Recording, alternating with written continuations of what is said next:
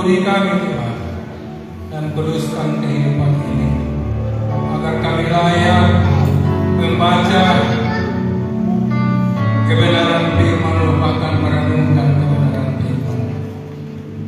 Karena itulah yang senantiasa menjadi kebutuhan kami, yaitu kebenaran-Mu yang ada dalam kehidupan kami. Terima kasih Tuhan, kami percaya kami sudah dilayakan, dan biarlah kehidupan kami membawa untuk mendengarkan sebagian kebenaran firman. Kami percaya roh iblis sudah ada di telapak kaki kami, sehingga kami bebas untuk mendengarkan dan merenungkan kebenaran firman. Lebih khusus hamba-Mu ini Tuhan, penuh dengan kekurangan, kelemahan, bahkan dosanya di mana. Secara manusia kami tidak mampu, tapi hamba-Mu hanya berserah kepada-Mu. Ketika kami berserah, Tuhan akan memberikan kekuatan dalam hidup ini. Akan kami percaya hikmat daripada-Mu akan terukar dalam hamba-Mu ini.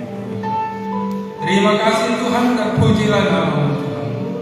Dan saat ini kami akan mendengarkan sebagian daripada kebenaran firman hanya di dalam nama Tuhan Yesus Kristus. Haleluya. Amin. Silakan duduk. Shalom Elohim. Sekali shalom Elohim. Puji Tuhan, kita ada di tempat ini oleh karena kemurahan Tuhan. Kita ada di tempat ini karena ada sukacita untuk membalas kebaikan Tuhan, bahkan untuk meninggikan nama-Nya, karena Dia tetap baik dalam kehidupan kita sampai saat ini. Banyak orang tidak diberi kesempatan untuk datang beribadah. Banyak hal yang mereka hadapi, tapi hari ini saya lihat hari yang penuh cerah bagi kita. Ya, kita semua dalam keadaan sehat. Amin, saudara-saudara. Amin. Saya pribadi berterima kasih kepada Tuhan, karena Tuhan masih memberikan saya kesempatan untuk melayani hari ini, dan juga kepada Ibu Gembala yang mempercayakan saya melayani kebenaran firman Tuhan pada pagi hari ini sampai pada siang sebentar. Saya dihubungi atau disampaikan Ibu Gembala pada ibadah kaum bapa dan ucapan syukur dari keluarga Peluang Engkap pada hari Kamis lalu. Memang saya pribadi sangat kaget waktu ada penyampaian seperti ini. Tapi ketika saya menyadari, siapa lagi kalau bukan kita yang melayani kebenaran firman Tuhan. Kita inilah yang akan memajukan pekerjaan Tuhan, tidak terkecuali orang tua, pemuda dan remaja, bahkan sampai pada anak-anak. Puji Tuhan, tidak berlama-lama saya akan membacakan kebenaran firman Tuhan yang Tuhan taruh dalam kehidupan saya.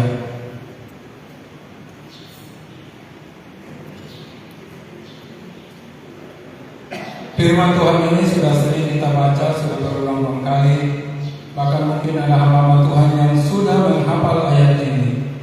Ya, tapi saya percaya firman Tuhan itu selalu baru dalam kehidupan kita.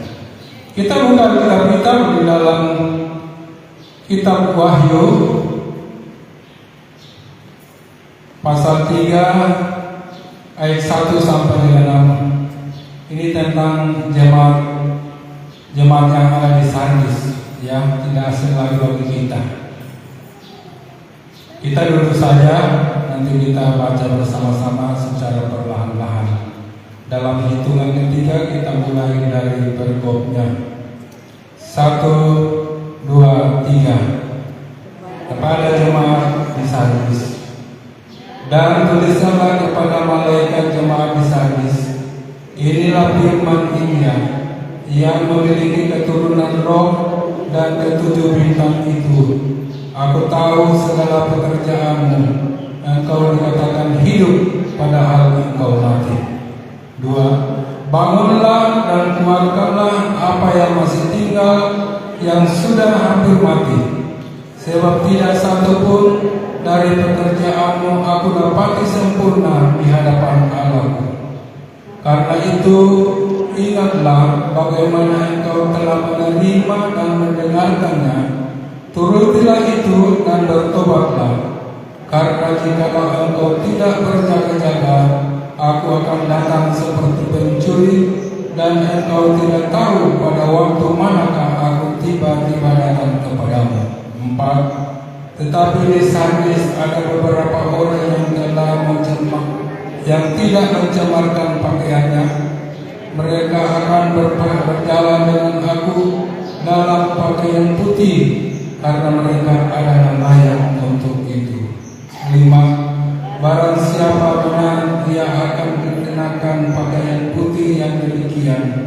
Aku tidak akan menghapus namanya dari kitab kehidupan, melainkan aku akan mengaku namanya di hadapan Bapakku dan di hadapan para malaikatnya. 6. Siapa bertelinga, hendaklah ia mendengarkan apa yang dikatakan Roh kepada jemaat-jemaat. Puji Tuhan, kita telah mendengarkan kebenaran firman Tuhan.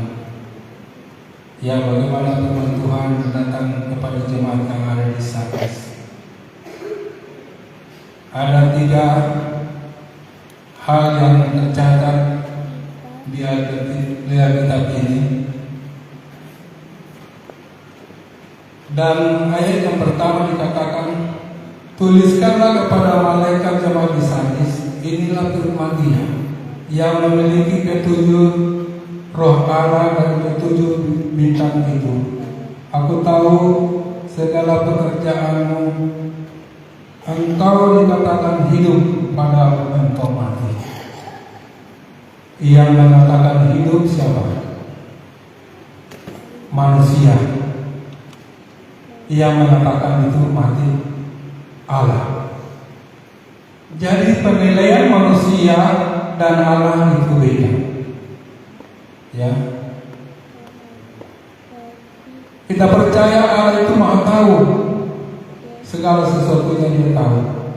Tapi manusia tidak dapat menjangkau kelakuan pribadi seseorang. Hanya dilihat ketika kita bertemu atau mendengarkan berita atau percakapan dari seseorang bahwa si A ini pekerjaannya baik di hadapan Tuhan.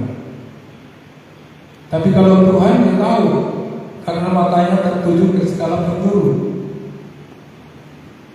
Dia tahu. Padahal manusia bilang masih hidup, iman kepercayaannya masih dikatakan hidup di hadapan Tuhan, tapi menurut Tuhan sudah mati. Nah, ini yang menjadi kehati-hatian kita. Kadang-kadang kita merasa ini, oh masih hidup, masih Tuhan berkenan kehidupan saya di hadapan Tuhan. Saya pelayan, setiap dikasih kesempatan bagi gembala saya melayani. Ya, di mana-mana saya juga tetap berdoa. Tapi apakah itu semua berkenan kepada Tuhan? Tidak adakah hal-hal lain yang kita lakukan selain itu? Kalau Pak Yohan melihat kepribadian saya, dari foto dan itu rajin beribadah tiap hari Minggu ada kok, kecuali dia sakit atau halangan atau pulang kampung baru dia tidak ada. Masih bagus nih pelayanannya. Tapi belum tentu Tuhan mengatakan saya si bagus. Karena Pak Yohan tidak tahu bahwa saya itu mempunyai saya katakan toko serba ada. Toko serba ada ini secara semua kita memilikinya. Yaitu sebuah ATM kecil tapi semua lengkap di situ. Pak Yohan tidak tahu apa yang saya lihat di HP itu. Apakah ada penjualan mobil, saya mau beli mobil atau rumah atau informasi lain. Oke lah mungkin. Tapi Tapi kalau saya tidak teliti baik-baik, saya akan beralih ke tempat lain. Disitulah iman saya mati. Tapi Pak Yohan tidak tahu. Satu kata ini HP ini yang dampaknya sangat besar. Seperti yang sudah dibawakan pada keluarga Pangailan Mamet. Hati-hati kita menggunakan HP. HP ini mengalahkan semua toko yang ada di Indonesia ini, saya percaya. Kalau di supermarket sudah lengkap, tapi menurut saya itu tidak. Di situ tidak ada dijual mobil, tidak ada jual rumah.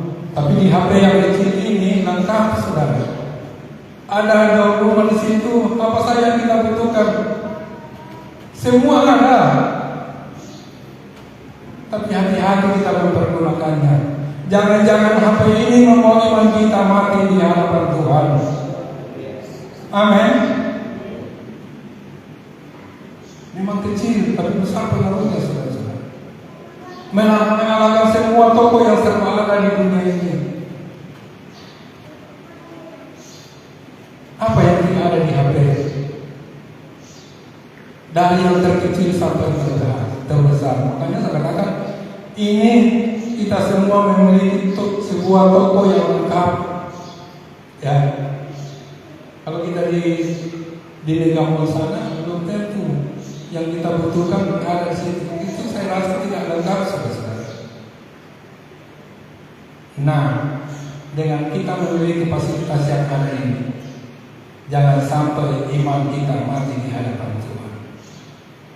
Memang penilaian manusia itu tidak semuanya mereka nilai. Ibu Gembala, oh bagus, Pak Joni bagus, sering disuruh bawa firman, oke. Pelayanannya bagus, Muslager apalagi, menarik. Tapi jangan sampai Tuhan katakan imanmu sudah mati.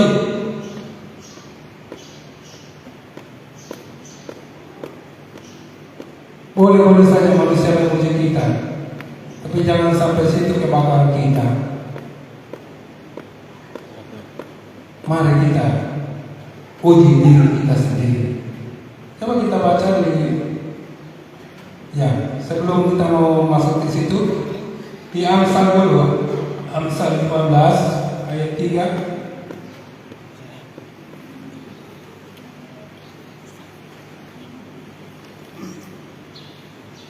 Ya, Amsal 15 ayat 3 dikatakan apa?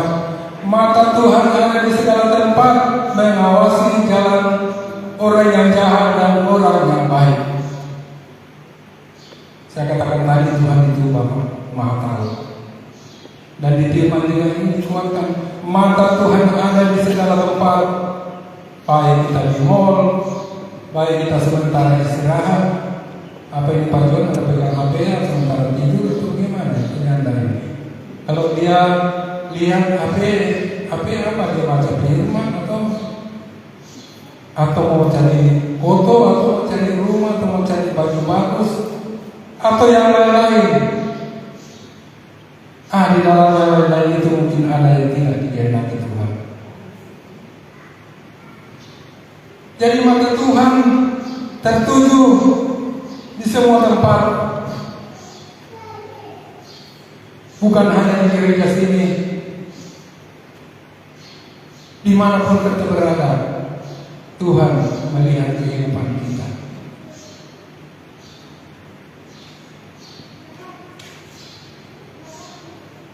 Jadi kita harus hati-hati menggunakan fasilitas elektronik yang ada saat ini, karena Tuhan melihat kehidupan kita. Kita boleh gampang bersandiwara,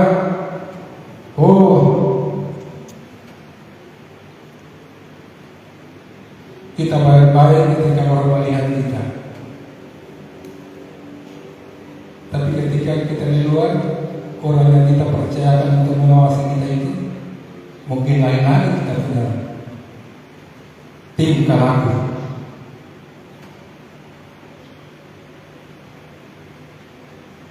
Kita juga baca di 2 Korintus 13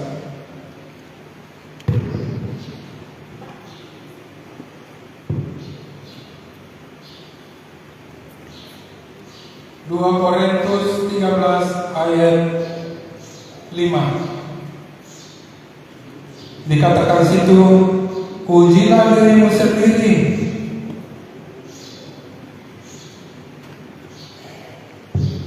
Apakah kamu tetap di dalam iman? Selidikilah dirimu supaya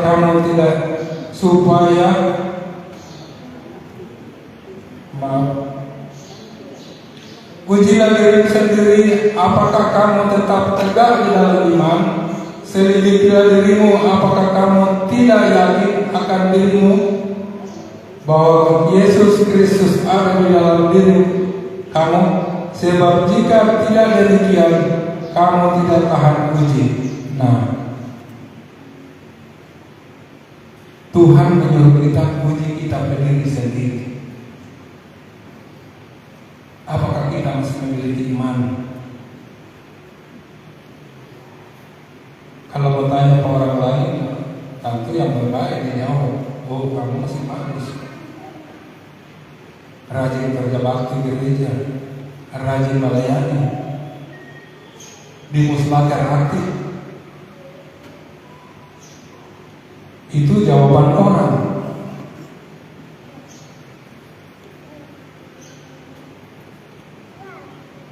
Jadi Tuhan katakan, ujilah dirimu sendiri.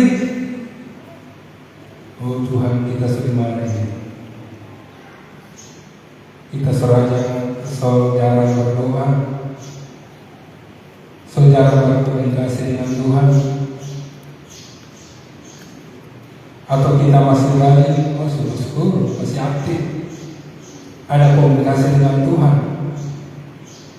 Tetapi kalau kita sudah tidak pernah berhubungan dengan Tuhan, berkomunikasi dengan Tuhan lewat doa, lewat ibadah, kata Tuhan, kamu sudah mati. Jadi kita harus hati-hati, saudara. Jangan melihat pujian orang, jangan melihat pujian kenalan atau siapa saja yang terdekat kepada kita, tapi ujilah diri kita masing-masing. Amin, saudara-saudara. Ayat 2 dikatakan, bangunlah dan kuatkanlah apa yang masih tinggal yang sudah hampir mati, sebab tidak ada satupun dari pekerjaanmu aku dapati sempurna di hadapan Allah. Jadi jemaat yang ada di saksi ini ada juga bermacam-macam. Ada yang memang somati imannya, ada yang masih memiliki iman walaupun itu sudah hampir mati. Ya syukur-syukur ya. Tuhan belum katakan mati total. Kalau mati total sudah ada apa lagi saudara-saudara. Ini jemaat lain masih ada. Katakan, bangunlah dan kuatkanlah apa yang masih tinggal yang sudah hampir mati. Jemaat ada juga yang mempunyai iman masih ada, tapi juga katakan hampir mati. Ya syukur, mereka masih memiliki iman walaupun katakan Tuhan hampir mati. Masih diingatkan hampir mati, tapi belum mati. Jadi masih ada kesempatan untuk kembali membangun hubungan dengan Allah. Masih ada waktu. Sama yang ada pada saat ini, masih ada waktu sampai saat ini. Tapi kita tidak tahu apa yang akan terjadi besok. Tapi Tuhan katakan sampai saat ini masih ada iman yang kamu miliki. Walaupun itu sudah hampir mati. Kita bersyukur hari ini Tuhan masih memberikan kesempatan bagi kita.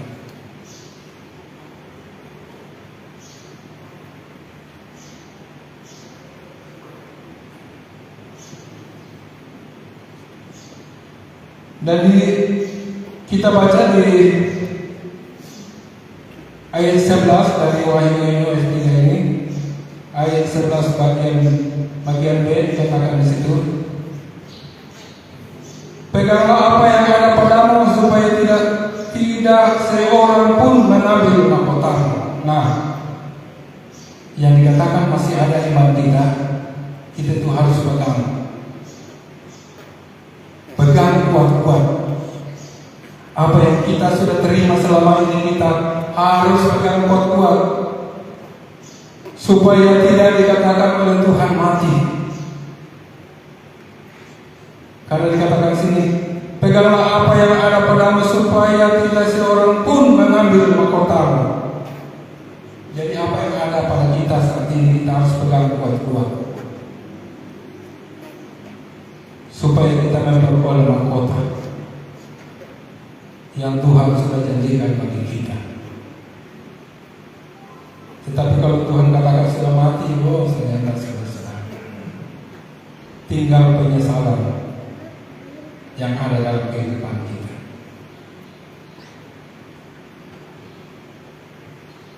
Amsal pasal 3 ayat 5 sampai dan 7, kalau Pak Yohan boleh bacakan. Amsal pasal 3 ayat 5 sampai 7.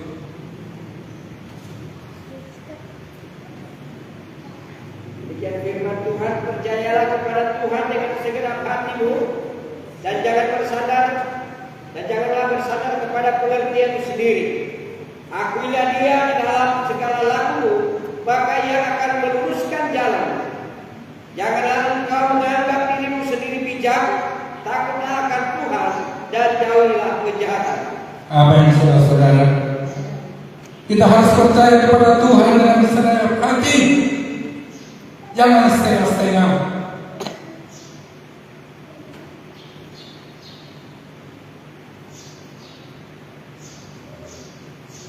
Dan janganlah bersandar kepada pengertianmu. Kadang-kadang kita sepakat berpintaran. Ya, kepintaran kita lain dengan kepintaran Tuhan.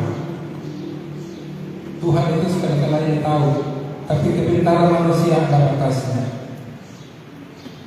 Kalau kita lihat kasus-kasus yang besar, karena dia sepakat general mengandalkan kepintarannya, mengandalkan kepandaiannya, itu manusia masih sering mengandalkan kepintarannya. Siapa orang yang kalau kita buka HP yang ada tuh manusia siapa yang biasa tuh, apalagi kalau di rumah masuk di kamar kunci, orang sudah lihat apa yang terbuka di HP, baik atau jahat. Mungkin di tempat kerja kita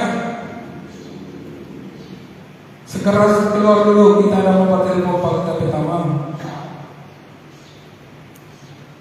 Atau maaf kita mau pergi kamar mandi tak berbawa HP. Manusia lain tidak tahu apa yang kita kerjakan di sana, tapi Tuhan itu tahu. Ayat 6 dikatakan, akuilah Dia di dalam segala lakumu, maka Ia akan meluruskan jalanmu. Tapi mari kita selalu ada ketakutan kepada Tuhan, sehingga jalan-jalan kita akan diluruskan. Semua rencana-rencana kita bisa serahkan kepada Tuhan. Kita tidak tahu apa yang akan terjadi besok, tapi kita sudah merencanakan, ini kita melakukan ini, kita melakukan ini. Apabila kita bersandar kepada Tuhan,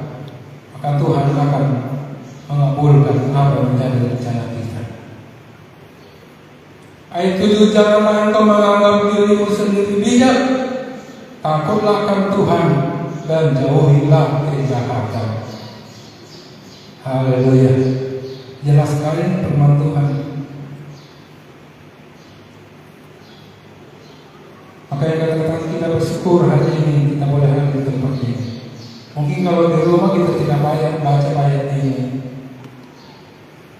tapi kalau kita datang kita disempatkan untuk membaca kebenaran firman Tuhan. Jadi kita bersyukur kita boleh hadir di tempat ini.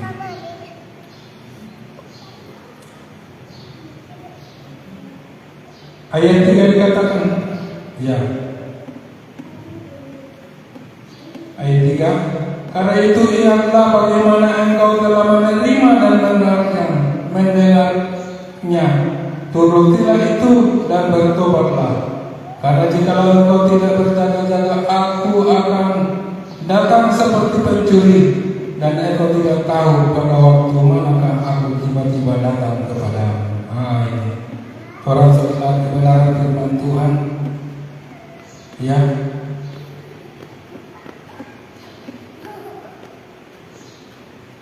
Kita harus ingat selalu apa kata Tuhan saat ini. Ya, kita telah mendengarkan kebenaran firman Tuhan. Dikatakan sini, turutilah itu kebenaran firman Tuhan. Dan apa dikatakan? Dan bertobatlah kalau ada hal-hal yang tidak berkenan di hadapan Tuhan, mari kita tinggalkan. Ya, HP-HP yang tidak Tuhan kehendaki, ada berita-berita lewat.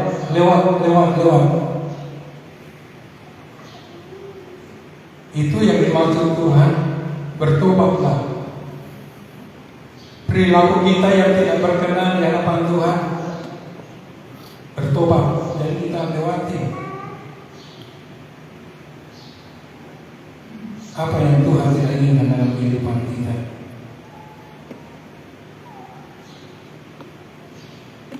Karena Tuhan datang pada kita tiba-tiba. Itu cuma sakit perut, kata Tuhan sepanggil. Itu cuma jatuh. Tiba-tiba tuh orang yang tahu. Syukur kalau kita masih dalam keputusan, masih dalam jalur kebenaran firman Tuhan. Jadi hati-hati saudara-saudara. Apalagi zaman sini ya, berlaku rahasia. Tersentuh sedikit tak berbesar. Nah kalau dia tersentuh, Tuhan datang, haleluya. Seperti kesaksian dari Bapak John Regan, seorang pemudi habis dari kantor, sehingga di rumah temannya, mungkin pacarnya, melakukan dosa di situ. Ketika dia pulang ke rumah mengalami kecelakaan, meninggal. Di pengadilan surga bilang, oh, tidak ada surga bagimu.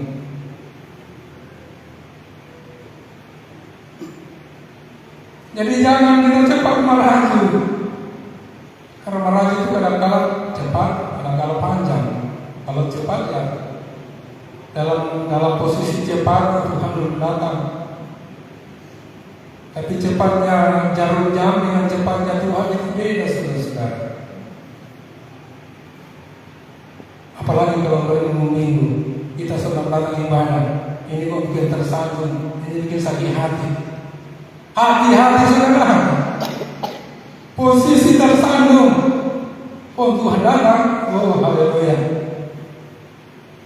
Ibu Gembala pernah datang mendoakan ampuni dia Tuhan. Gimana sampuni Tuhan sepanggil dulu? Detik jantung kita semua, ya sudah ditentukan tempatnya. Kamu di neraka, kamu di surga. Bukan lagi tunggu malah pergi dulu Tuhan ampuni dia. Pasal lewat itu tempatnya, so ditentukan tempatnya. Tidak sama manusia kalau meninggal harus tinggal dulu berapa hari di kubur, di rumah nanti di kubur, jadi masih ada waktu. Tapi orang meninggal ketika tak jantung, tempat di sana, tempat di sana. Begitu tuh. Anda lagi untuk tunggu, oh Tuhan mau mengadili dulu, adili dulu ini kesalahannya sekian. Enggak. Tuhan sore kami itu sama dengan komputer langsung teks. Surga dari tambah. Neraka dari tampak. Haleluya. Jadi saya peringatkan jemaat sini masih banyak meraja-meraja. Seperti pernyataan yang Allah Pak mereka masih ada kata ayunan buah-buah. Jadi iman kita masih kekanak-kanakan di sini. Masih dia seperti anak-anak. Dia cuma dengar berita, itu kok. Nanti dia. Nanti dia kita masuk ibadah dulu. Nanti kita masuk ibadah. No, tunggu dulu. Kalau pas mau tunggu dulu dia waktunya masuk ibadah, kalau Tuhan datang, haleluya. Tetapi di saat ini ada beberapa orang yang tidak menjamalkan pakaiannya. Mereka akan berjalan dengan aku ini Tuhan, dalam pakaian putih, karena mereka adalah layak untuk itu. Jemaat di saat juga ada potensi tidak mencemarkan kehidupan, masih terus. Tuhan katakan beberapa orang yang tidak mencemarkan pakaiannya, mereka akan berjalan dengan aku. Oh haleluya. Kalau tidak ada cemar di hadapan Tuhan bilang kita mau berjalan dengan dia. Senang tuh. Kalau Tuhan bilang kita mau sertai Pak Senayan berjalan dari sini sampai Tumpang. Pak Senayan naik motor dia melayang-melayang sama-sama jalan. Pak Senayan sampai. Oh terima kasih Tuhan. Karena Tuhan menyertai Pak Senayan. Haleluya. Begitu ibu anda kalau mau pilih mitra, ketemu dengan cucu. Haleluya. Tuhan aku akan menyertai ibu anda sampai di mitra sana. Senang tuh kalau Tuhan bilang begitu. Apa dikatakan sini?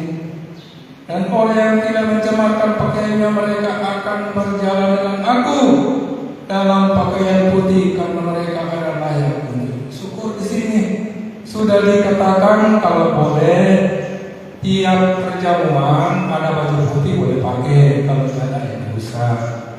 Yang mau paksa mau beli, yang mau paksa mau kredit, anda. Jadi kita di sini sama dengan kebenaran Tuhan. Orang latihan dulu di sini. Kalau sudah di surga, sudah cantik lagi pakai baju putih. Haleluya. Karena sudah biasa di gereja. Amin. Sedikit jangan amin. Karena baju putih mahal. Haleluya. Kita lihat itu orang pasti berangkat di mana-mana pakai baju putih. Ya. Walaupun itu mau kasih bendera CPC, saya di YouTube itu CPC, mas semangat orang. Baju putih berapa gini mau beli akan apakah masih boleh kembali putih seperti biasa? Tapi dia orang semangat pakai baju putih. Saya tidak tahu mereka orang seberang atau orang Nasrani. Tapi semua kalau di daerah Jawa ada seorang Nasrani pengibar bendera. Tapi orang juga senang baju putih sudah. Tuhan kita bilang yang masih baju putih buat orang, ya.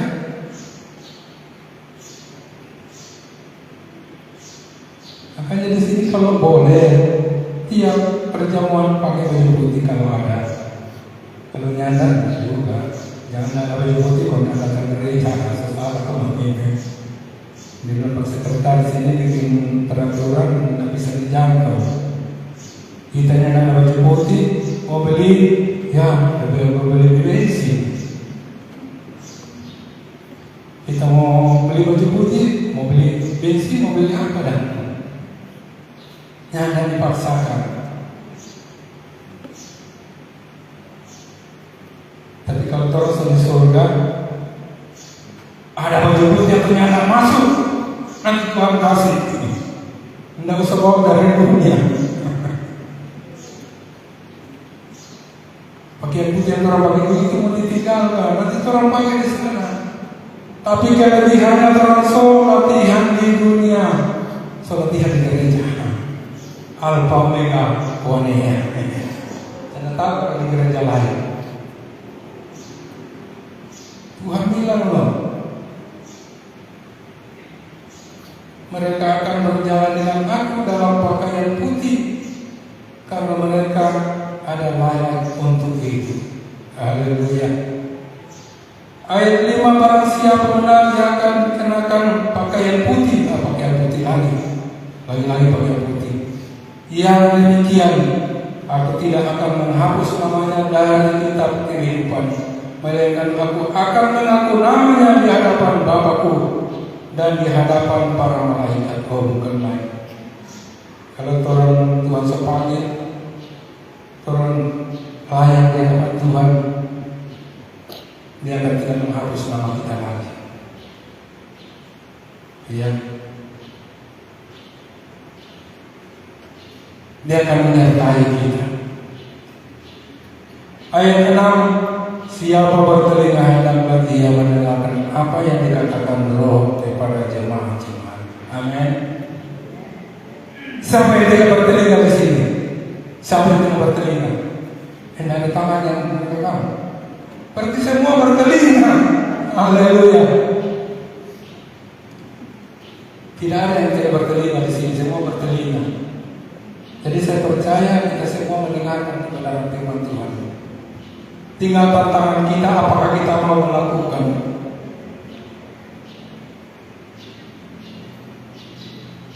Tapi biasanya kalau orang dengar, orang lakukan. Tapi ada juga orang dengar tapi tidak dilakukan. Ya ini yang repot. Mendengar ada telinga. Tapi sore kita mau pelan-pelan dulu.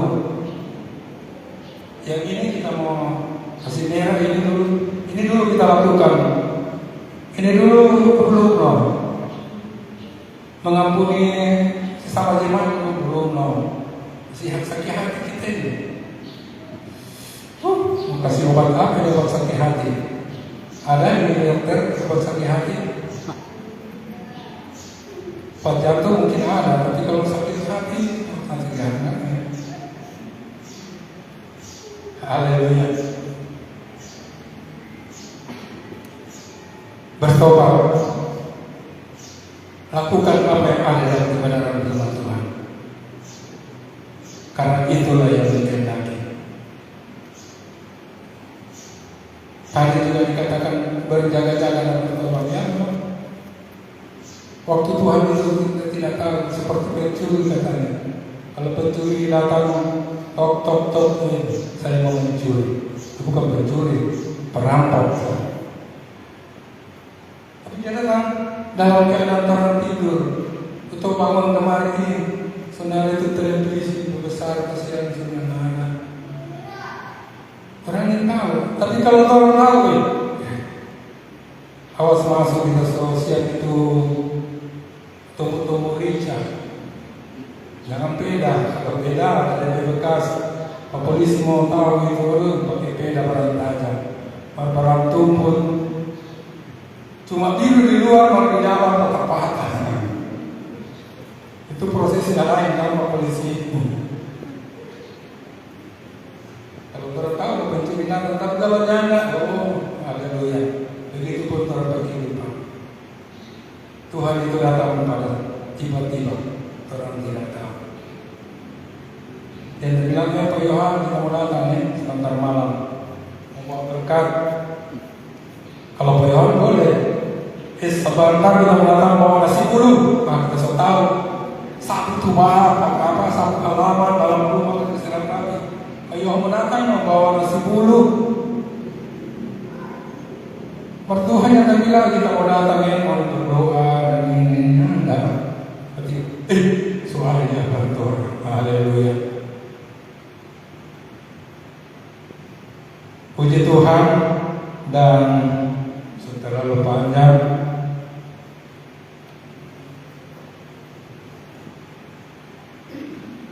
Hari ini hari mengucapkan syukur untuk Provinsi Sulawesi Utara. Kita bersyukur kita masih boleh menikmati mengucapkan syukur tahun ini, karena itu tetap sudah kalender pemerintah yang ada pemerintah. Saya tahu ucapan syukur itu yang kita laksanakan saat ini identik dengan keberhasilan. Ya, mungkin keberhasilan dalam pemerintahan bagi Bapak Gubernur berhasil sampai masuk periode kedua, ini wali kota dan bupati dan sebagainya. Rasa itu dikaitkan dengan pengucapan syukur. Tapi pengucapan syukur anak-anak Tuhan memang itu sudah mulai dari dulu. Bangun jauh ucapan syukur. Terima kasih Tuhan sudah bangunkan kami. Terima kasih Tuhan ucap syukur ada makanan di meja. Terima kasih Tuhan ada. Itu bagi anak-anak Tuhan. Tapi untuk secara umum ini sekarang ini identik dengan keberhasilan kalau saya lihat. Kalau ucapan syukur dahulu itu ketika ada panen besar. Kalau di kampung saya itu panen padi ya. Kalau zaman dulu masih saya di kampung masih kecil, masih zaman padi itu cuma 1 tahun 1 kali dipanen. Tapi ketika panen ucapan syukur, dan kita tidak tahu entah bagaimana sampai 1 tahun berikutnya masih hidup orang menikmati itu panen waktu itu. Jadi dulu tahu itu waktu panen bagus sampai orang mengucap syukur. Dan saya dengar teman-teman saya orang Minahasa yang mengucapkan syukur itu dulu waktu cengkeh ketika panen cengkeh orang mengucap syukur karena itu berhasil panen. Yang itulah yang kita rasakan sampai saat ini. Bukan lagi panen tidak terikat di situ, tapi sudah dimasukkan dalam semua keberhasilan yang ada, baik dalam pemerintahan dan sebagainya. Tapi lebih daripada itu, dalam keluarga juga ada suka dan duka, kita tetap mengucap syukur. Ya, tapi apakah kita mampu seperti Yunus mengucap syukur ketika dia mengalami pergumulan di dalam perut ikan? Ya. Apa kita mampu seperti itu mengucap syukur? Kalau ucapan syukur saat kita ini, puji Tuhan, Tuhan masih sehat, ya. Pergumulan yang kita alami tidak sebesar pergumulan Yunus. Apa kita mampu seperti itu?